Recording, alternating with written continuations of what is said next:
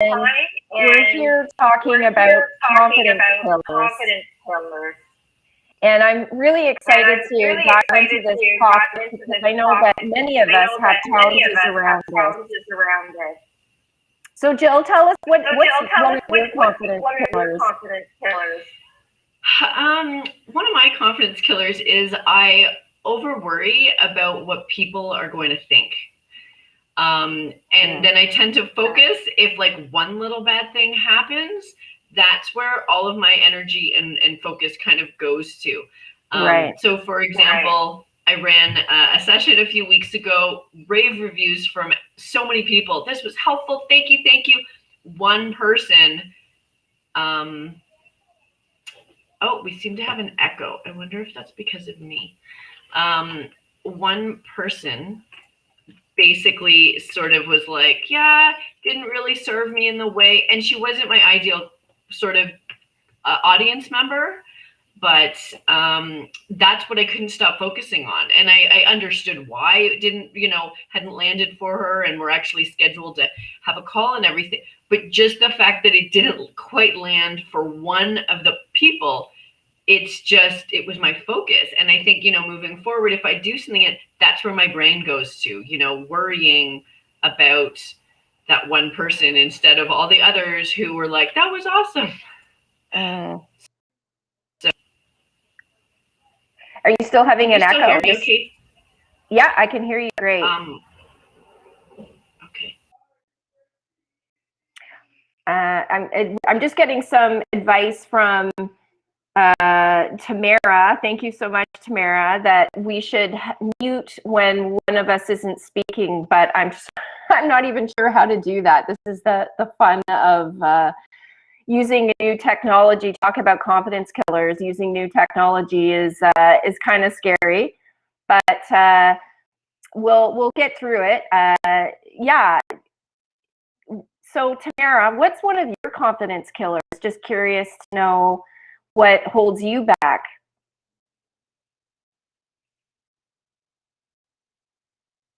I'm hoping I'll share mine while maybe Tamara shares her story.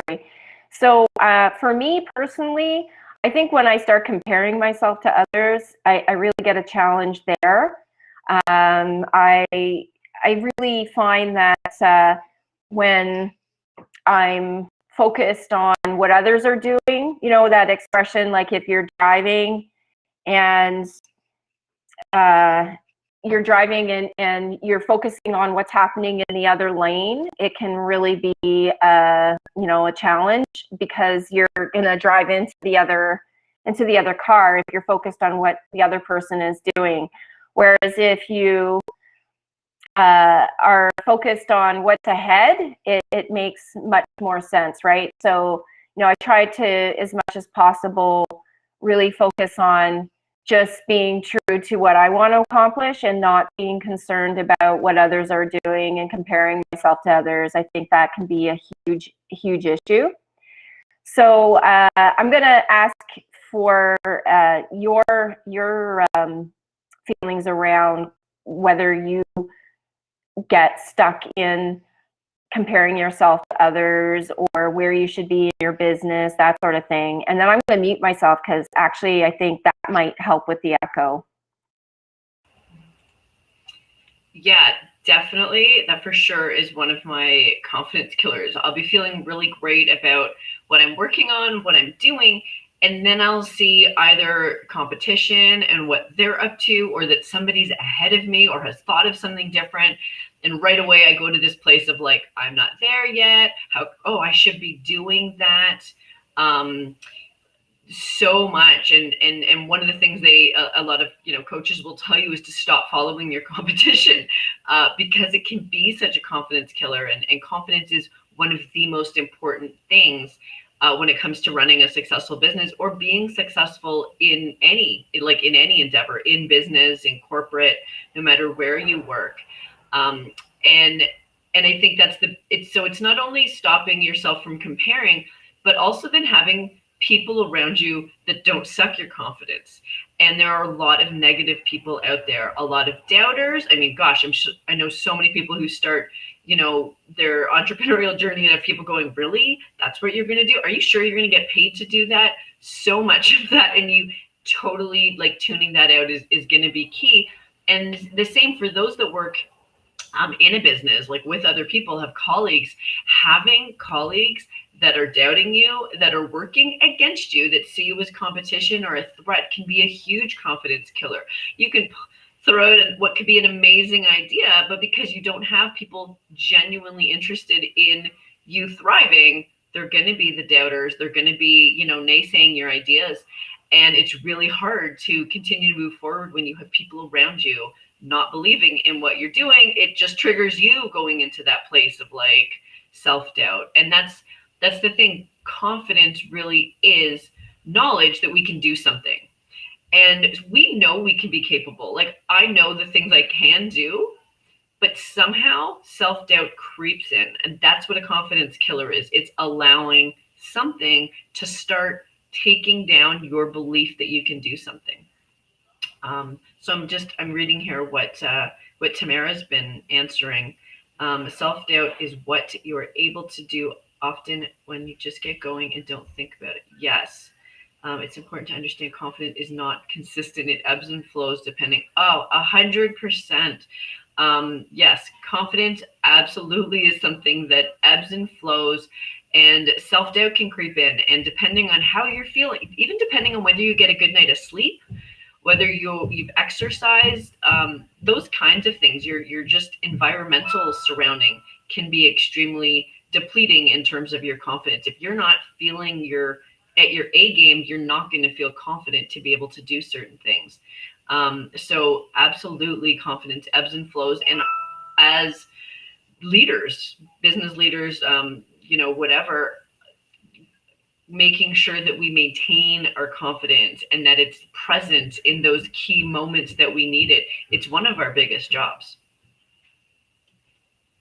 Yeah, I definitely would say that is so true. And I also find with business owners, confidence is something that is such a huge challenge, because I find people just say whatever they want to say to you. Like, are you making any money doing that? Or, I don't understand what your business is all about, stuff like that, right? Like, especially in the early stages when you're developing your brand, sometimes, there could be some clarity issues, and people will say, I don't know, potentially rude things to you. And I don't think maybe they think they're being helpful. It's really hard to say, but yeah, I agree with what Tamara's saying, that confidence changes in life stages. I know myself, I had to do so much work in the last 10 years after becoming self-employed, because all of my insecurities came up after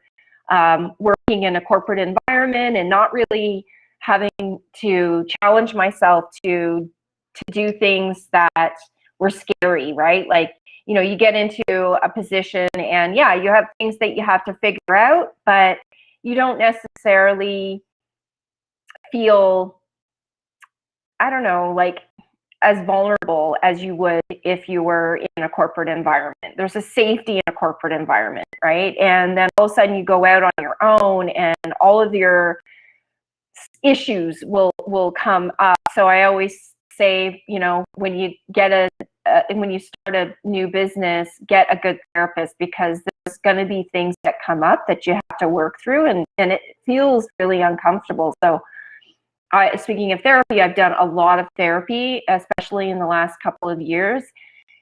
And, I'm dealing with issues from the past, but they impact how I feel about myself in the present, right? So I think this is something that, it's a hidden secret when you start a business. It is that you're going to feel really uncomfortable as you're building it and dealing with people that maybe don't get what you're saying. So hello to Alma.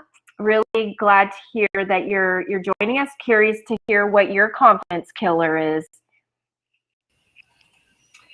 Yeah, I loved, Lee, that you were you were talking about that sort of the stuff from the past, because that is one of the biggest confidence killers. We tend to bring all of our past failures and stuff to the present moment. And if we focus on what we call a failure or a mistake as such a negative thing, that can really hold us back. Whereas when we look at something and go, okay, that was a failure, that didn't go as I planned, and take from it lessons, and then feel empowered by those lessons moving forward, feel confident, be like, okay, that time we messed up, but we learned XYZ that we're going to implement this time. And I'm feeling confident now because we've had that failure, instead of saying, I feel totally uncertain because of that failure. So it's how we really set our mind and focus. That is one of the biggest things, is bringing the past up, bringing it along, including the failures, including who you were before, going back to, you know, I know for me, the Jill that used to work in, you know, charities, yeah, I wasn't looked at as a leader. I was looked at a certain way. I felt very insecure.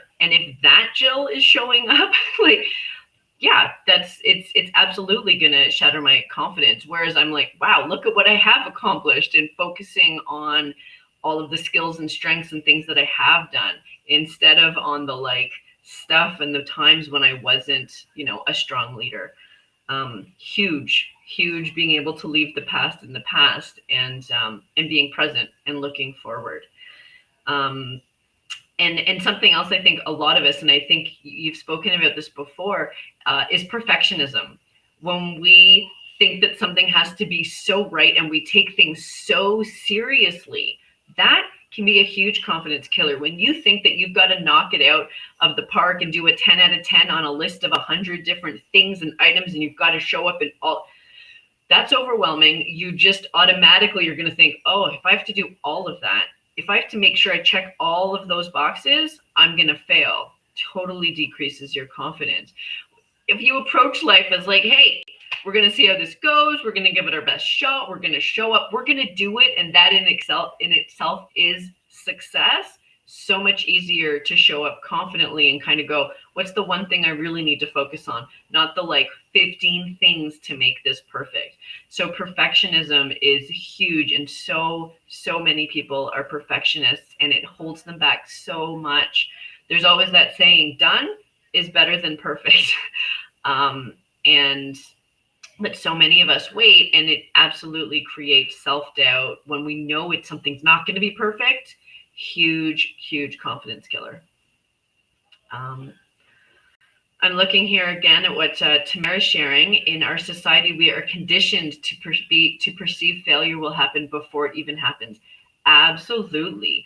We're taught to over worry about everything. We're always looking for the what can go wrong in situations. We've been programmed to be like, be super safe, be super cautious, instead of focusing on the positive, the what can happen in a good way, instead of the what can go wrong way. And I absolutely, you're right. In school, we hand in papers and we hand in assignments and tests, and basically they are graded for all that is wrong. We hand in something and it's awesome, and then it comes back with how many red check, like big X's were wrong. That is how we are judged all the time. What are the failures going to be? Where they're not going to look at all the successes. Wow, look at all that you did right. It's what did you do wrong? And we're going to take that out of 100 and give you a score out of 100 because of all of the wrong things that you did. Our education system focuses on our failures. It does not focus on our successes. And that's a big piece. Thank you so much for sharing that. Yeah, society. We got to fight back and start figuring out how we can raise kids to look at their contributions as positive and not approach everything like it's already going to be a failure. And I'm going to present something and it's just going to be torn down. Absolutely. Yeah, and I'll share my story. I mean, I like that you're bringing up school, because I think a lot of how we perceive ourselves comes from our childhood. And for me, I had learning disabilities when I was growing up. And so, I was taken out of the classroom. to get support around math and reading. And, you know, I was made fun of. And when I was getting close to deciding what to do for high school, I had to, I was moving to a different city. And so I had to register myself in high school. And when I was talking to my grade 8 teacher, he's like, yeah, I think you should take basic or general courses. And then the guidance counselor at the local high school that I was going to said, so, you know, what do you want to do? And, you know, what do you want to take? What streams? And I thought, oh, they didn't ask me what the teacher said or anything. So, you know, I think my first sort of level up experience of like, don't listen to the naysayers is I said, I want to take advanced courses. And, you know, fast forward through some serious stumbling blocks in taking advanced courses, but I eventually found my way. I had some incredible teachers, and I graduated with honors in advanced courses that, you know, I found my way, right? So I think that's confidence can really go up if you figure out what your strengths are and then play to them. You know, Jill, what's your experience with that? Yeah, so I felt similar. I academically I did well, but in full transparency and openness, like I was not like I was one of 3 kids. I was the middle child, so a lot of time what I wanted, like who I was not sort of like brought out. It was, you know, dominated by my other 2 siblings. And so I kind of grew up thinking that I didn't really matter.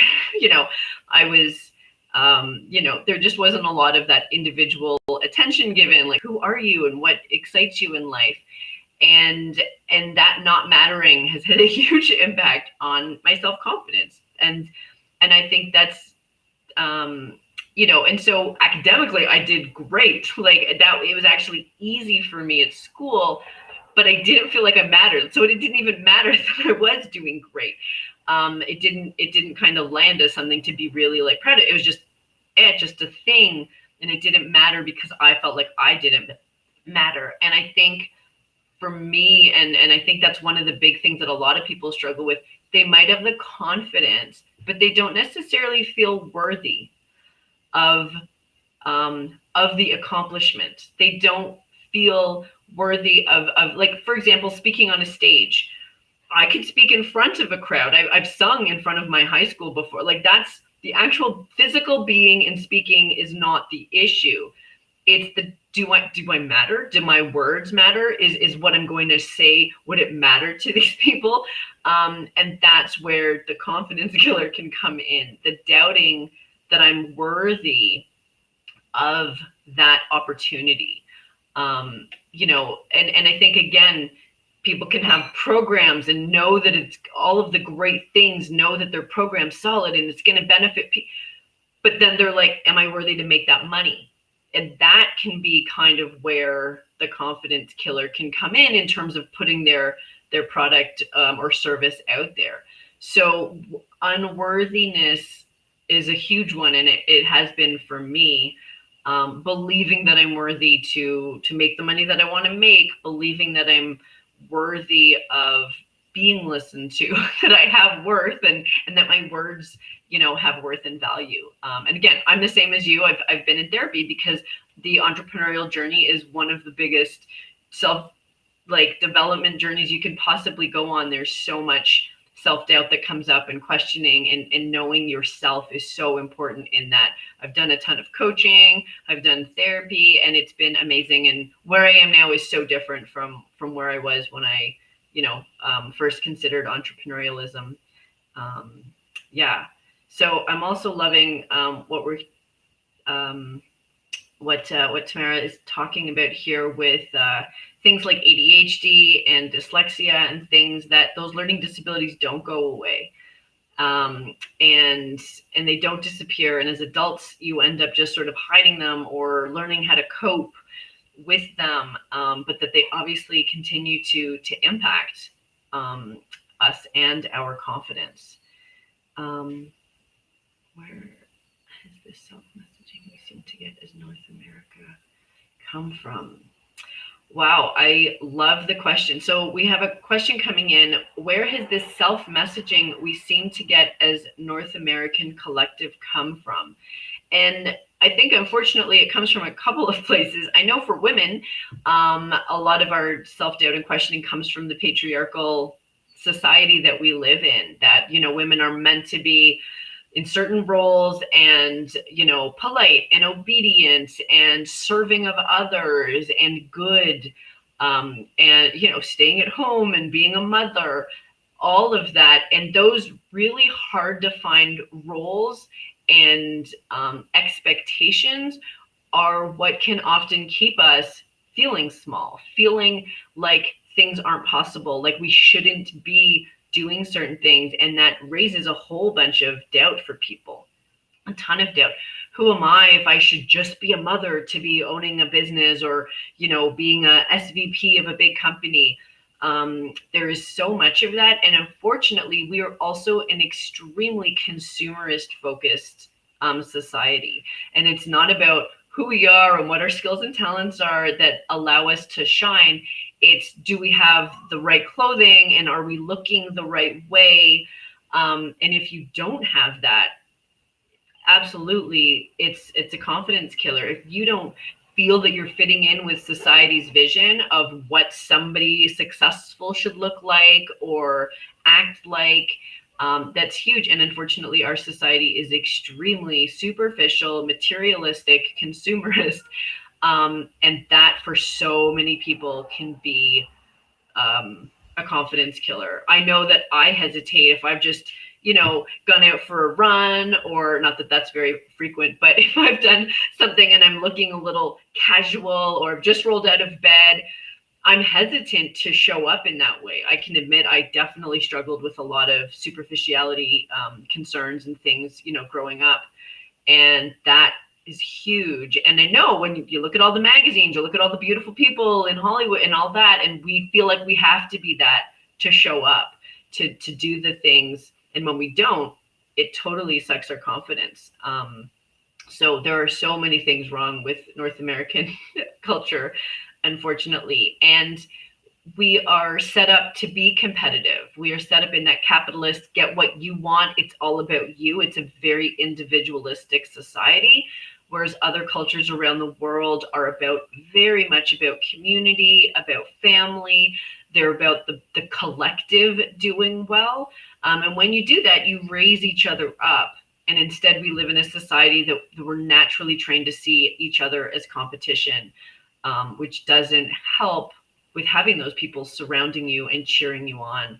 And so I believe very much we have to find out and seek people that do believe in that collective. When we rise, we all rise, you know, that kind of thing. That's why they're so amazing to have organizations like the Women in Biz Network, where it's a group of incredible women all supporting each other. Thank you, sweetheart. Oh, thank you. Thanks. I just got a cute little bunny card with some bunnies inside from my daughter here. So Kiela, yes. Yeah, that's, anyways, those are some of the thoughts that I've been having. Yeah, the fashion, the stuff. I was like, I gotta put myself together. We're going live this morning. You know, it was just a reality. Not saying I can't do it the other way, but I feel more comfortable. I feel more confident when I look this way, because our society has created it that we should be showing up in a certain way. Yeah, I'm reading more of what Tara's commenting here. That yes, living in Western France, Mexico, Central America, they boost each other up and they don't tear each other down. 100%. So many of the communities I've been to when we run our programs in Tanzania, the women there, it is such a community, a sisterhood. They're so supportive. And the same I saw in Nepal, these incredible women collectives.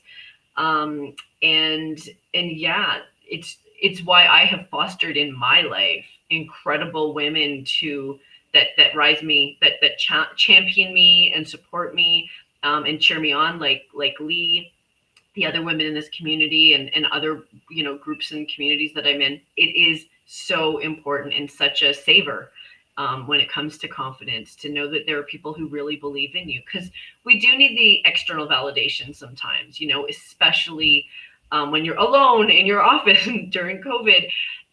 You know, you have an idea and you just sometimes need that external validation, or you start double questioning and over questioning. And that's another big confidence killer, is overthinking. Double, like, oh, but what if I do that? And then and you just kind of need to jump on the phone and have someone say, no, that's a good idea. Just move forward.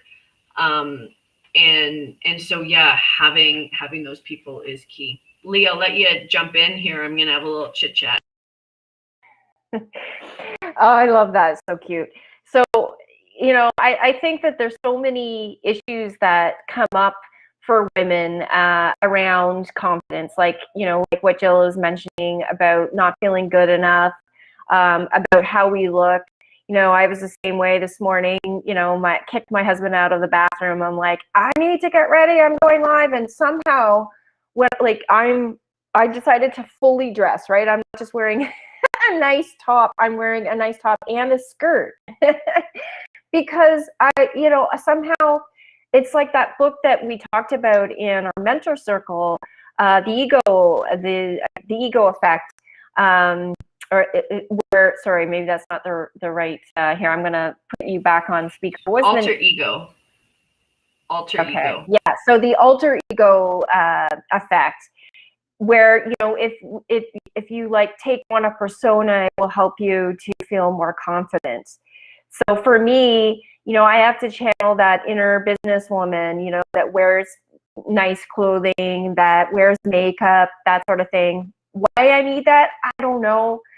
Maybe it's the programming that I had as a child, where it was like, dress nicely, you know, always look presentable, you know, make sure you don't have any stains on your shirt, stuff like that, right? So it just made me feel like, you know, if I did those things, if I checked those boxes, then I would fit into society. So I still have that programmed into me. So I feel like it's hard for me to be super casual in these situations, because then I feel like I can't, I don't know, channel that inner person that is confident.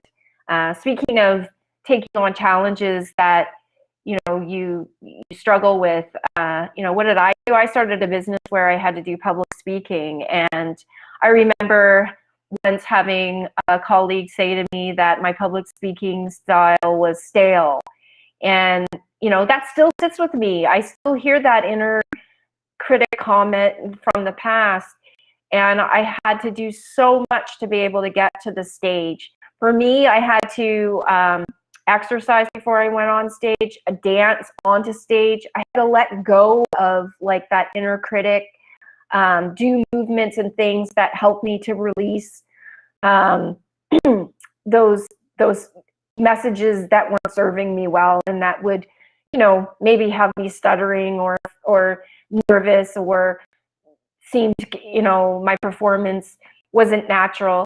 That's the other thing, is that I had to find my own natural way of speaking. I remember starting out reading from a script, and that just didn't work for me. I had to have, you know, certain things in my mind of what I was going to say, and maybe have notes to refer to. But if I tried to speak from a script, it wasn't comfortable. And, you know, another thing was, you know, instead of being behind the podium, like coming out and just using my body and my expression and my full being helped me, as opposed to standing behind a podium where I felt constrained and not my true self. I felt uncomfortable. So Jill, you know, why are we doing this event? Why are we doing Level Up Your confidence in business and life? What led you to come up with this idea and to reach out to me to want to do this, which, by the way, is happening June 8th. You can go to womeninbiznetwork.com to our event section. You can see it's a very affordable workshop that we're putting on June 8th from 10 to 11:30 a.m. Eastern Standard Time. $20 for non-members, $10 for members of Women in Biz, and $10 for the UGO Travel for Change Impact group. So why did we do this event? So many of my clients, of my colleagues, the biggest thing that holds us back from truly creating the life, the business of our dreams is confidence. And it's not just this like big confidence, like when you need to go out and truly conquer something huge. It's confidence to ask for even those small things, like in a relationship, that are some of our needs that we often dismiss because we're just lacking that feeling of self-worth and belief that we deserve something and are capable in something. And I've seen this idea of confidence mindset is almost like rampant. It is one of the viruses that is holding, especially women back in so many ways. And, I think that in my experience, I've had some incredible opportunities and things that have built my confidence, like noticeable things, times, experiences, shifts in my mind that have been, and I'm excited to share those. And I know that's what we kind of both talked about, our own journey into confidence. And I think that helping and sometimes it's that little nugget you take away from somebody that can be so powerful and really change your life. And that's what I wanted to be able to share with others so that they can step more. And you're never ever at a place where you never have to deal with confidence issues again. They always say, next level, next devil, your business gets bigger, new issues, new need for more confidence, your audience grows, all of those kinds of things. But it's that constant work on confidence. And so to even just up level our confidence, from where it is now, any up leveling is great. And that's what I wanted to be sharing with others, just how to up level confidence, and just, it'll make your workday easier. It'll make your home life easier. And yeah, so I'm super excited to just share three key things that can really help with up leveling your confidence at home and life. So yeah, I'm so excited about that. So I want to just end with how your confidence changed because of the power of travel, right? So that's a big part of your business. You help women and communities to come on to these amazing trips. You give them coaching before and after. I've personally gone on one of your trips to Costa Rica. You're talking about when Tamara was saying how in other countries, women support each other and help each other to be successful. I found that to be the case in the Women in Biz Network environment as well. I think the women that are part of our network are extremely supportive of one another. Did I find that in the workplace before? Yes and no.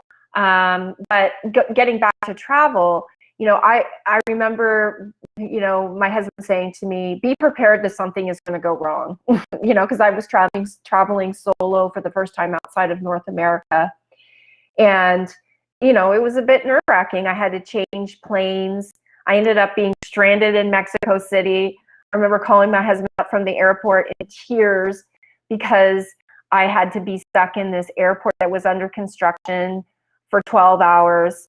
And I was worried that I would miss everybody in connecting to go to Costa Rica because we were traveling down into Costa Rica. And he said to me, get yourself together, go find a cafe, sit and just regroup. So that's what I did. And I met these two people that were on my plane that had, they were also, their flights had been delayed as well. And they're like, we're going to go into Mexico City for the day and experience that. And I was like, do you mind if I come with you? And they're like, yeah, sure. And long story short, I ended up spending time with them. And then I also spent some time by myself exploring. And I managed to get myself back to the airport on my own because they had an earlier flight. And I can't even tell you how much that leveled up my confidence, that experience. So tell us, you know, what confidence is when you put yourself out there to go and travel and to take on, you know, volunteering and exploring new things about yourself and your capabilities. Oh, I mean, I love that you asked that, because that is our whole program. I mean, you know, our upcoming program, Courage Community Kilimanjaro, the courage piece, it's so many aspects of our program work on that element. And it is that idea that you're getting out of your comfort zone, you're traveling somewhere new, that you're going to have new experiences that you're going to have to deal with. And then you're going to realize, like you did, wow, I can do that. And that's building confidence. So that it's all about the building, right? It's doing something, realizing you're capable, and then feeling great. And that translates. So feeling confident about one area of your life literally helps you to feel good in all areas. Confidence is what's the word? Like spreadable. It's contagious to all areas. You feel confident in one. It's why when we work out, we feel physically great. It's like great. We sit down at our desks and we're like ready to go and dive into work because we feel great and confident. And so, yeah, the travel, again, when we connect with the other communities, there's this cultural mirror that we get to see. We get to, you know, have a whole new perspective on our lives, which can be amazing. And again, that shift, that understanding about how others live can definitely be amazing for our confidence. It's just realizing, like, there's a whole other way to live. There's people that don't take life so seriously. There's people that, you know, live in more of a way that might be in alignment with your values. There's value discovery, which, you know, knowing yourself helps with confidence. And truly just getting, the biggest thing is the getting out of your comfort zone, getting away from your routine life. And that's why within our coaching programs, we take people abroad. It takes you away from everything that you know, your secure family, your secure work, your secure environment, and it takes you to a whole new place with new people, new surroundings, new food. Everything is new, and everything is an opportunity to learn and to try. And so many people, like you said, will come back and go, wow. What one of our two testimonials we get the most is, I've never experienced community in such a powerful way, and I have so much confidence right now. We've had people start businesses because of it, change jobs because of this confidence that they have found through the journey that we take them on, both emotionally inner and the actual outer journey. So travel is incredible. I've traveled specifically just to enhance my confidence. You know, I did an incredible trip where I rode from London to Brussels, or Brussels to London. You know, 500 kilometers, having never really ridden a bike since I was a kid, just because I knew the confidence that it was going to give me. The getting a bike, physically having to drag it onto a plane through the subway systems of London, literally cycling, doing something so outside of my comfort zone that I didn't know that I could do, conquering that. I knew, meeting people I had no idea of, you know, I was going alone.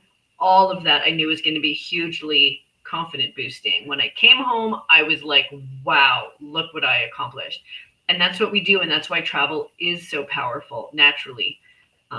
Yeah. So thanks for asking that question. I'm a huge fan of the transformative power of travel and leveraging it and traveling intentionally, you know, to gain confidence.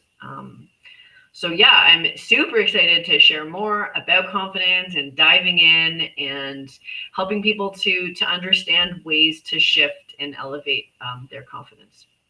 So looking forward to it. Yeah, I am too. And I just want to give a big shout out to Pam Ross, who joined us. She is such an incredible supporter. She's doing so much in making work awesome. Her tagline is true. Like, she truly lives what awesome is at work. And she inspired me to want to do LinkedIn Live. I didn't get to see her live on her stream, but I listened to the replay, and I was just like, whoo, so many great nuggets about how to work from anywhere, really, which I think really ties in nicely to our conversation around how it segued into travel, right? And I love what Pam is saying about the research on resilience indicates that confidence is a critical, sorry, my eyes here, is that confidence is a critical muscle to build, and putting yourself into challenging situations during travel is a way to build it, and many other resilience muscles. And she loves your bike example. So, you know, I agree. I think that confidence is a muscle. Resilience is a muscle. It's something that, like, if you put yourself out there, you can, even just by registering for our event on June 8th and talking to other people about the challenges that you're experiencing, you know, that vulnerability is a muscle that we have to work. It's in it, we get places when we get vulnerable. I know Pam talks about psychological safety in the workplace, and about how places where our organizational leaders, if they share their, you know, things that they're not confident about, their insecurities, things that are going wrong in the workplace. And, you know, when you share that, when you are open to being able to bring your whole self to work, you know, from the leadership standpoint and the employee standpoint, I think it makes a massive difference. So, you know, I really like what Pam is saying, and it's so true. So I think we're going to wrap things up. I could talk forever on this topic, but it's been incredible. Jill and I are now going to, I think, hopefully if she still has time, we're going to hop over onto Clubhouse and we're going to continue the conversation around confidence.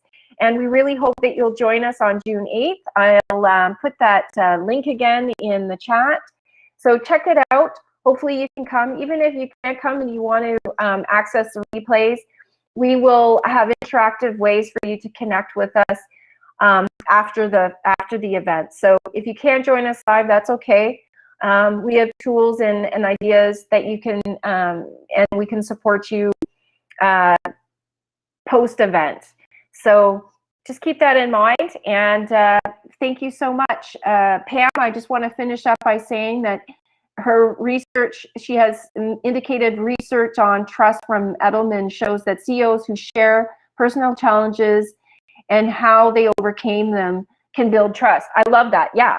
When we share, when we've had failures or problems, challenges, and we're open and honest about that and what we learn from it, it's an opportunity for others to do the same. And then when we're all talking about these things, then collectively, you know, we can go further and be more strong. Just to end, you know, I read that if you're taking on a challenge, like say, for example, running up a massive hill, and if you do it together, you're going to be more likely to be successful than if you do it alone. And as a runner, I run hills, and myself and some of my girlfriends, we we train on hills, and we're doing it together. And I actually find that I do a couple more hills when I have my girlfriends with me, because, you know, I just have that courage that I can go on. So again, Jill, thank you for being with us here live on LinkedIn and on Facebook. Really excited to go on to Clubhouse, and let's keep the conversation going. Hopefully you'll register June 8th at our next event on leveling up your confidence in business and life. Thanks, Jill. Thanks, Lee. This was awesome.